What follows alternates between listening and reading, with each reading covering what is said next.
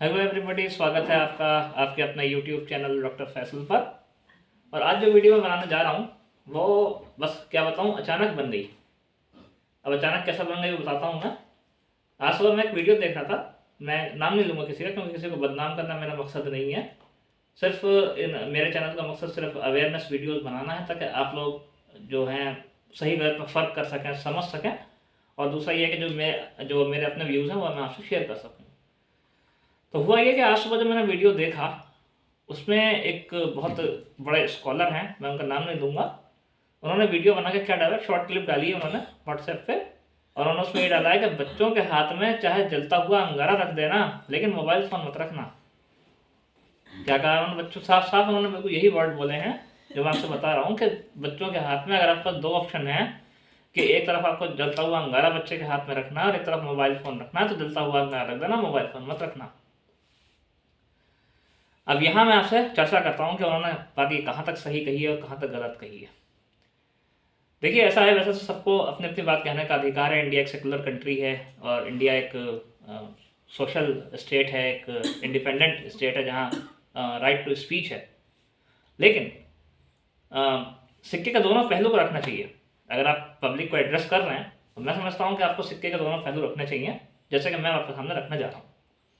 ये मेरी अपनी ओपिनियन है, सही भी हो सकती है, गलत भी हो सकती है, लेकिन फिर भी मैं आपसे शेयर कर दूँ एक दो बातें। सबसे पहले जो उन्होंने इस तरह से इस बात को कहा है कि जलता हुआ अंगारा हाथ पर रख देना लेकिन मोबाइल मत रखना, इस बात से मैं बिल्कुल सहमत नहीं हूँ। और मैं नहीं समझता कि आज के टाइम में कोई भी सहमत होगा, क्योंकि मोबाइल आजकल सिर्फ एक डिवाइस ही नहीं है, मोबाइल अपने आप में एक दुनिया है। अगर वो इस बात को इस तरह से कहते कि अगर आप अपने मोबाइल बच्चों को आप मोबाइल दे रहे हैं तो आप उसका लिमिटेड यूज़ उनको करने के लिए दीजिए, या आप उनको समझाइए कि इसका सही इस्तेमाल कैसे करना है, जब तो मैं मानता कि हाँ बात सही है। लेकिन उन्होंने जिस तरह से मोबाइल को हवा बना के पेश किया है, मैं नहीं समझता कि ये चीज़ सही है। देखिए, हर चीज़ के प्रोज एंड कॉन्स हैं, हर चीज़ में अच्छाई बुराई है, हर चीज़ के अच्छे पहलू भी हैं और बुरे पहलू भी हैं। मैं ये मानता हूँ कि मोबाइल फ़ोन के नुकसान है, मैं ये नहीं कह रहा कि मोबाइल फ़ोन के नुकसान नहीं है। मैं ये भी नहीं कहता कि बच्चे मोबाइल फ़ोन का मिसयूज़ नहीं करते, करते हैं। लेकिन क्या मोबाइल इतना बुरा है कि जलते हुए अंगारा उनके हाथ में रख दिया जाए और मोबाइल फ़ोन में रखा जाए?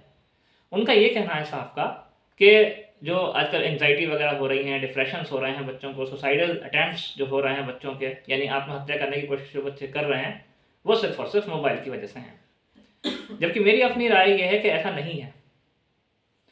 हो सकता है कुछ सर्वे में कुछ परसेंटेज हो ऐसे बच्चों की, लेकिन उसमें मोबाइल को इतना टेरेबल और इतना हवा बनाकर बता देना, मैं नहीं किसी अजबा से सही समझता। देखिए, बच्चों में जो सुसाइड की टेंडेंसी है, जो डिप्रेशन है, वो उसके पीछे जो वजह मुझे लगती है ज़्यादातर वो ये लगती है कि एक तो जनरेशन गैप। आजकल क्या है, बच्चे अपनी बात दूसरों से कह नहीं पाते। जनरेशन गैप की वजह से वो अपनी बात अपने पेरेंट्स से कह नहीं पाते। और कुछ पेरेंट्स भी ऐसे होते हैं कि जो बच्चों की बात सुनना ही नहीं पसंद करते। उनको लगता है कि जो कुछ मैंने कह दिया बस वही फाइनल है, उससे आगे कुछ नहीं है। वो बच्चों के एंगल से सोचना ही नहीं चाहते। मैं ये मानता हूँ कि उनके पास एक्सपीरियंस है, तजुर्बा है, सब कुछ है, ठीक है, बहुत अच्छी बात है, बच्चों को गाइड करना भी चाहिए। लेकिन बच्चों की बात को सिरे से खारिज कर देना मैं नहीं ठीक समझता। हर इंसान एक इंडिविजुअल है, हर इंसान की अपनी एक सोच है, हर इंसान की अपनी एक सोच समझ है, और हर इंडिविजुअल को अपनी बात कहने का अधिकार है, पूरा पूरा अधिकार है। नंबर एक बात। नंबर दो बात पर आता हूँ मैं। उनका ये कहना था कि मोबाइल फ़ोन जो है, जैसे बच्चे हैं अपने, मान लीजिए कोई बच्चा है छोटा, उसके फादर या मदर उसके साथ खेल रहे हैं, तो क्या होगा, वो कभी उसको घुटने में बैठाते हैं, कभी उसको झूला झुलाते हैं, कभी उसको कभी उसके साथ बॉल खेलते हैं, कभी उसको हंसाते हैं। इस तरह से क्या होता है, वो इवेंट क्रिएट करते हैं। और मोबाइल जो है, मोबाइल भी माइक्रो इवेंट क्रिएट करता है। माइक्रो इवेंट मतलब छोटी छोटी घटनाएं। और ये माइक्रो इवेंट जो होती हैं, ये कैसे काम करती हैं, ये हमारे दिमाग में कुछ केमिकल्स होते हैं जिनको हम डोपामिन कहते हैं। डोपामिन जो होते हैं, ये खुश करने वाले हमारे हार्मोन्स होते हैं ब्रेन के। ये जब रिलीज होते हैं जब हम खुश होते हैं। तो इनका ये कहना है कि कोई माता पिता हैं, वो अपने बच्चे को के साथ खेल रहे हैं, बॉल से खेल रहे हैं, उनको घुटने में बैठा के झूला झुला रहे हैं, उनको पार्क में घुमाने ले जा रहे हैं। जब तक वो इतने सारे इवेंट अरेंज करते हैं 2-3 घंटे में, मोबाइल फ़ोन वही माइक्रो इवेंट्स सिर्फ 10-5 सेकंड में या 2-3 मिनट में अरेंज कर देता है। जितना कुछ अरेंज करने में उन्हें 2-3 घंटे लगते हैं, उतना कुछ अरेंज कर मोबाइल फ़ोन जो है वो मुश्किल से 10-5 मिनट में अरेंज कर देता है। माइक्रो इवेंट क्रिएट कर देता है, माइक्रो इवेंट मोबाइल फ़ोन जो है। ये बात सही है, मैं मानता हूँ, बिल्कुल ऐसा है। लेकिन इसका ये मतलब बिल्कुल नहीं है कि मोबाइल से बच्चों को दूर रखा जाए, क्योंकि आने वाले समय में मोबाइल डिवाइसेस से एजुकेशन बच्चों को मिला करेगी। ज़रूरी है ये कि बच्चों को मोबाइल, तो इस वजह से ये ज़रूरी है कि बच्चे मोबाइल फ़ोन से दूर ना रहें, बल्कि वो उसको समझ सकें ताकि वो उसके ज़रिए से एजुकेशन हासिल कर सकें। हाँ, अगर वो ये बात कहते कि अगर मोबाइल फ़ोन का मिसयूज़ करने से बच्चों को रोका जाए, तो मैं उनकी बात को बहुत एप्रिशिएट करता कि हाँ भाई, सही बात है, ये सही कह रहे हैं, ऐसा होना चाहिए। लेकिन जिस तरह से उन्होंने मोबाइल को लेकर प्रोपेगेंडा किया है, जिस तरह से उन्होंने इस मोबाइल को लेकर हवा बनाया है, ये चीज़ सरासर गलत है। मोबाइल आज के टाइम में उतनी ही इम्पोर्टेंट चीज़ है जितनी इम्पोर्टेंट चीज़ लैपटॉप है, जितनी इम्पोर्टेंट चीज़ कंप्यूटर है। और मोबाइल से बहुत सारी आसानियाँ हैं जो पहले समय में नहीं थी और आज हैं। और आने वाले टाइम में जैसा कि आप देख पा रहे हैं, और मैंने हम सब ने देखा भी है कि जो एजुकेशन सिस्टम है पूरी तरह से मोबाइल के ऊपर डिपेंड हो गया है। इस वजह से मोबाइल से अगर आप बच्चों को दूर रखते हैं तो इसका मतलब ये है कि आप उनको करंट नॉलेज से दूर रख रहे हैं, जो आज के ज़माने की नॉलेज है उससे दूर रख रहे हैं। अब उनका ये मानना है कि जो डिप्रेशन की वजह है वो मोबाइल फ़ोन है, तो मुझे ऐसा बिल्कुल नहीं लगता कि डिप्रेशन की वजह मोबाइल फ़ोन है। आजकल के यूथ में डिप्रेशन की एक वजह तो मैं आपको बता ही चुका हूँ कि जो कम्युनिकेशन गैप है वो है। दूसरा, बदलते हुए हालात हैं। दुनिया तेज़ी से बदल रही है, दुनिया में एक्सपेक्टेशन बहुत बढ़ती जा रही हैं। जो नई जनरेशन है उसको नई नई एक्सपेक्टेशन है, उसने इस दुनिया में नया नया कदम रखा है, वो दुनिया को अपने नज़रिए से देख रही है। लेकिन दुनिया तो अपने हिसाब से चल रही है, अपने ढंग से चल रही है। अब वहाँ वो सारी चीज़ें फुलफ़िल नहीं हो पाती जो चीज़ें वो फुलफ़िल करना चाहते हैं। उनकी जो एम्बिशंस हैं वो ठीक तरह से पूरी नहीं हो पाती, कंप्लीट नहीं हो पाती। इस वजह से वो डिप्रेशन में हैं। क्यों? क्योंकि वो इतनी मेहनत करते हैं, इतनी महँगी पढ़ाई करते हैं, आज के टाइम में नौकरियाँ नहीं हैं। वो अपने पेरेंट्स को स्ट्रगल करते हुए देखते हैं, इस चीज़ का असर उन पर पड़ता है। वो ये देखते हैं कि किस तरह से अमीरी और गरीबी की खाई जो है वो गहरी होती चली जा रही है, इसका उन पर असर पड़ता है। वो ये देखते हैं कि घर में दूसरे लोगों की बातें चल रही हैं और उनकी कोई नहीं सुन रहा है, इस चीज़ से उनके दिमाग पर असर पड़ता है। इसके अलावा जो पीयर ग्रुप है, यानी उनके जो दोस्त हैं, कई बार उनकी वजह से बच्चे डिप्रेशन में चले जाते हैं। सिर्फ अकेला ये कहना कि मोबाइल ही इसके लिए आगे जाकर जिम्मेदार होगा, मैं इस चीज़ को बिल्कुल नहीं मानता। बल्कि मैं तो कहता हूँ कि और साथियों से अच्छा साथी मोबाइल है। कम से कम मोबाइल कुछ सिखाता तो है, कुछ बताता तो है।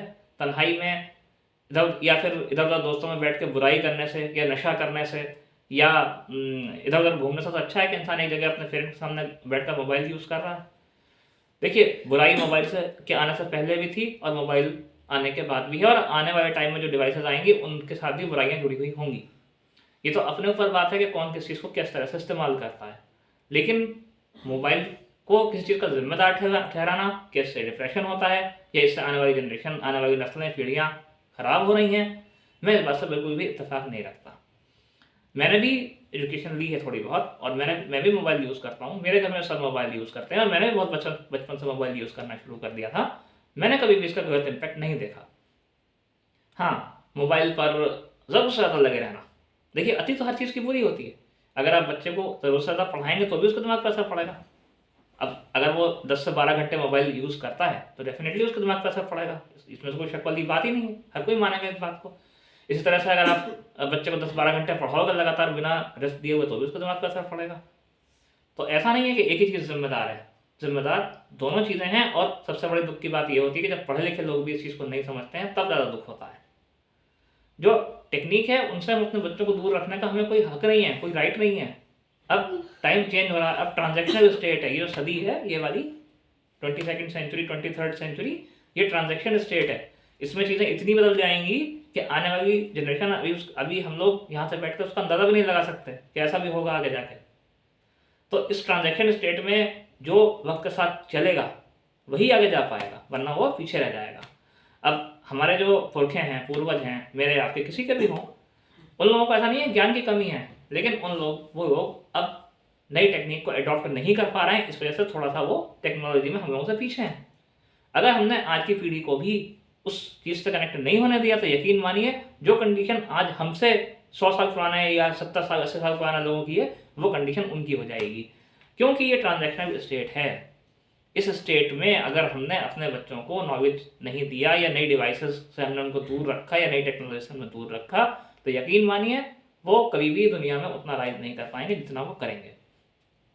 प्रोज एंड कॉन्स हर चीज़ के हैं। टीवी के प्रोज एंड कॉन्स नहीं है, टीवी के प्रोज एंड कॉन्स हैं। स्टडीज़ हैं उनके भी कुछ हद तक कॉन्स हैं, कम हैं लेकिन हैं उनके भी। जो हमारा जो समाज है, जो हमारा सिस्टम है, उसके भी अपने प्रोज एंड कॉन्स हैं। तो प्रोज एंड कॉन्स तो हर चीज़ के हैं, मोबाइल के भी प्रोज एंड कॉन्स हैं। मैं नहीं कह रहा कि मोबाइल बिल्कुल बहुत अच्छी चीज़ है, लेकिन इतनी बुरी भी नहीं है जितनी बुरी बताई गई है। तो मैं उम्मीद करता हूँ इससे बेटर सोल्यूशन क्या है इस चीज़ का, कि अपने बच्चों को आप ये समझाएं कि मोबाइल का सही यूज़ कैसे करना है। अपनी निगरानी में उनको फ़ोन यूज़ करवाएं। अगर आपको लगता है कि आपके बच्चे मिसयूज़ कर रहे हैं फ़ोन का, तो अपने सामने आप उनको यूज़ करवाएं। और मोबाइल में पेरेंटल कंट्रोल का ऑप्शन होता है, उस ऑप्शन को आप इनेबल रख के पासवर्ड लगा के रखिए, ताकि बच्चे फ़ोन को लिमिटेड यूज़ कर पाएँ। जो कुछ उन्हें देखना है बस सिर्फ वो वही देखें और कुछ ना देखें। तो मैं नहीं समझता कि इससे कुछ फ़र्क पड़ेगा। तो मैं उम्मीद करता हूँ आपकी आज की इस वीडियो से आपको कुछ सीखने को मिलेगा। अगर आपको मेरी वीडियो अच्छी लगी है तो मेरे वीडियो को लाइक कीजिए, मेरे चैनल को सब्सक्राइब कीजिए, और इस बारे में आपकी क्या राय है आप कमेंट सेक्शन में जाकर ज़रूर बताइए। मैं मिलता हूँ आपसे अगले किसी वीडियो में, तब तक के लिए बाय।